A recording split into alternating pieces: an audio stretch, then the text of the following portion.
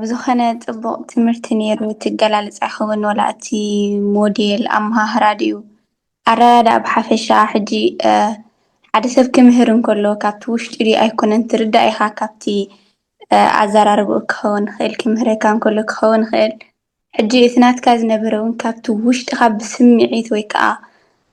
እቲ ትምህርቲ ናትካሲ ካብ ውሽጢኻ ክትምህረና እንከሎ ከለኻ ንዓና እውን ገለ ነገር ስምዒት ይፈጥረልና ነይሩ ወይ ከዓ ብቐሊሉ ንኽንርድኦ እውን ይገብረና ነይሩ ማለት እዩ ብዓቢኻ እቲ ሞዴል ተሰነየ ብምዃኑ ነቲ ትምህርቲ ኣቕልል የብሎ እዩ ኣነ ካብቲ ደስ ዝበለትኒ እንድሕር ኮይኑ ግን 20/80 ትብልን እታ ናይ ፒክል ቢኬር ማለት እዩ እታ ናይታ ቢኬሪ ቀዳምነት ከመይ ጌርካ ክትሰርሕ ኣለካ ናይ ሕፃ ናይ እምኒ ናይ ማይ ክኸውን እንከሎ እታ ናይ 20/80 ከዓ 20 ስራሕ 80 ሚእታዊት ከዓ ውፅኢት ናይ ዓወትካ እዩ ማለት እዩ ብዝያዳ እዚአን እውን ኣብቲ ናተይ ሂወት ክጥቀመለን ጀሚረ ዘለኹ ክብል ክእል ብዓበይቲ ውፅኢት እውን ይሪኦ ኣለኹ ማለት እዩ ከም ካልኣይ ደስ ዝበለትኒ እውን ይኽእል ወይ ከዓ ኣይክእልን እየ ምባል ማለት እዩ ብሓፈሻ ሓደ ሰብ ክሓተካ እንከሎሲ ኣብ ናትናተይ ኣሎ ስክፍታ እውን ኣለና ወላ መደብ ኣውፂእኻ ከለኻሲ ኦኬ ኢልካ ሓደ ሓሳብ ኣብ ዘምፅልካስ ምስኡ ተማሊእካ ምኻድ ማለት እዩ ብድሕሪኡ ምስ ተመለስካ ኣሰርቲቭነስ ማለት እያ ክትብልያ ዘለስ እታ ኣሰርቲቭነስ እታ ነብሰ ርጉፅነት ምህናፅ ነቲ ዘይትገብሮ ኖ ምባል ነቲ ትገብሮ ከዓ እዎ ምባል ኢኻ ትዛረብ ዘለኻ ያ ትኽክል ንሳ ከዓ ወላ ንዓዮም ተሸግረኒ ስለ ዝነበረት እየ ንዓኦም ክገልፃ ደልዮ ማለት እዩ ስክፍታ ኣለና ወይ ከዓ ካልእ ነገር ኣለና እቲ ተዓባብያ ድዩ ወይ ከዓ ሒዝናዮ ዝዓበና ባህሪ ክሳብ ዘለና ማለት እዩ ኣዝያ ደስ ትብል ነይራ ብዓብዩ እሳ እውን ኣባይ ገለ ለውጢ ክርእየላ ክኢሎ ማለት እዩ ከም ካልኣይ ናትካ ከዓ ወላ እውን ኣብ ሓሳባይ ኩሉ ግዜ ትመላለሰኒ ዘረባ እንድሕር ሃልያ እቶም ግዚኦም ዘመሓድሩ ሰባት ነቶም ግዚኦም ዘየመሓድሩ ሰባት መጻኢ ዕድሎም ይውስኑሎም ትብል እያ ሕጂ ወላ ኣብ ነፍሰይ ክሪኣ እንከለኹሲ ተማሂረ ነቲ ምሕደራ ግዜ ዝብል ብውጥን ክኸይድ ከለኹን ካብቲ ውጥን ወፂአ ሓደ ነገር ክገብር እንከለኹ እቲ ምሕደራ ግዜ ብምምሃረይሲ ንእሽተይ ሕልና ናይ ምሕደራ ግዜ ሳብ ውሽጠይ ከፍርኽ ኢለ ማለት እዩ ንኣብነት ብውጥን ገይረ ክኸይድ እንከለኹሲ ቅድሚ ሕጂ ነቲ ግዜ ኣይርዳእኒ ነይሩ ሕልና ኣለና ምሽቶ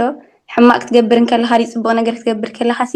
ይቕስቅሰካ እዩ እቲ ሕልና ናትካ ሕጂ እዚ ግዜ እዚ ናይ ምሕደራ ግዜ ምስ ተምሃርክዎ እቲ ግዜ ስቕ ኢለ ከሕልፎ ከለኹ እቲ ኣብ ውሽጠይሲ ቅሳነት ኣይስማዓንን ንምንታይ ተማሂርኪ ወይ ከዓ ውሽጠይሲ ረጊኡስ ነቲ ዝገብሮ ዘለኹ ነገርሲ ረጊእስ ኣይገብሮን ሕጂ ኣብ ውሽጠይ እንታይ ተረዲእ ኣነ ሕልና ናይ ምሕደራ ግዜ ዝብልሲ ወላ እቲ ዝተምሃርኩ ሙሉእ ብሙሉእ ኣብ ግብሪ ኣይግበሮ ኣብ ውሽጠይ ግን ንሱ ስፊረለይ ማለት እዩ ንሱ እንድሕር ሃልዩ ከዓነይ እቲ ግዜ ወላ ኣብ ኮንቱ ንኸየጥፍኦሲ ክሕዘኒ ጀሚሩ ማለት እዩ እቲ ብውሽጠይ ሕማቅ ክስማዓኒ እንከሎስ ኦኬ ግዜ የጥፍእ ኣለኹ ቴሌፎነይ ሒዝያ እንድሕር ሃልየስ ቴሌፎነይ ንክገድፍ ኣይገብረኒ ማለት እዩ ብዓብዩን ከም ዝበልካ እዛ ናትካ ቃል እቶም ግዚኦም ዘመሓድሩ ሰባት ነቶም ግዚኦም ዘየመሓድሩ ሰባት መጻኢ ዕድሎም ይውስኑሎም ዝብል ብዙሕ ግዜ ሓስባየ ኣባይ ከተጋጥማ ኣብ ሂወተይ እውን ኣይደልያን እየ ማለት እዩ ብሓፈሻ ከም ህዝቢ ከዓነይ ክሪኣ እንከለኹ እውን እቶም ግዜና ዘይነመሓድር ሰባት እቶም ግዚኦም ዘመሓድሩ ሰባት ክውስኑልና ክርኢ እንከለኹ ኣብ ሕብረተሰብና እውን ብጣዕሚ ዘሕዝነካ እዩ ከምቲ እስኻ ብብዙሕ ነገር ዝገለፅካልና ማለት እዩ ክብሎ ዝደሊ ከዓ ኣብዚ ብሕጂ ትምህርቲ ክትህቦ መዲብካ ዘለካ ማለት እዩ ገለ ካብሲ ዝምሕደራ ግዜ ክጅምር እንከሎ ከዓነ መሓዝካ ክኾኑ ይኽእሉ ኣሕዋትካ ከም ዝተጀሚርሎሞ ምሳና ክትሓብሩ ትኽእሉ ዲኹም ክትብሎም ከለኻስ ግዜ እንታይ ሞ ዝነብሮ ዘለና እንድዩ ብዛዕባ ግዜ ምምሃርሲ እንታይ ኣድልዩ ይብልካ ማለት እዩ ሕጂ እንታይ ጥራሕ ኢና ንርኢ እታ ናታስ እያ ንኣብነት ምሕደራ ግዜ ምሻላ ዕምቆት ናይቲ ምሕደራ ግዜ ክንዮታት ስምሲ ኣይንርኢና ማለት እዩ ሕጂ እንታይ ክብል ይደሊ ነዞም ኣብዚ ዕዱማት መፂኦምና ዘለው ሕጂ እውን ራእይ ወይ ዕላማ ዝብል ብድሕሪና ትምህርቲ ክህብ እንድሕር ኮይኑሲ ነታ ራእይ ወይ ከዓ ነታ ዕላማ ምርኣይ ጥራሕ ዘይኮነሲ ክንዮ እታ ራእይ እታ ስምሲ እታ ስያመናታስ እንታይ ኣሎ ምርኣይ እውን እቲ ኣዝዩ ኣገዳሲ እዩ ማለት እዩ ራእይሉ ትምህርቲ ዶክተር ምነት ክምህር እንድሕር መደብ ጌርሲ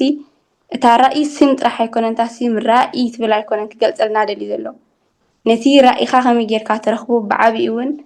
እቲ ሕልሚ ናትካ ስኻ ውሽጥኻ ዝደልዮ ነገር ንኽትረክቡሲ ንኸነፅረልና ክሳብ ዝኾነ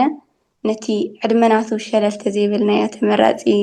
ይኸውን ማለት እዩ ወላ እውን እዞም ምሕደራ ግዜ ተማሂርና ዘለና ሰባትሲ